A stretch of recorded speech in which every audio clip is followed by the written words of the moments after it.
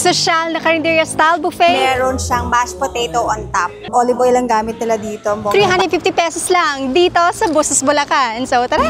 Itong KKB buffet dito sa Malamig, Busos, Bulacan ay bagong bukas lang. KKB as in kanya-kanyang balik. At nag-o-offer sila ng pinasosyal na Filipino food. Traditional Filipino food pero elevated at may twist. May pansit sila with salted egg.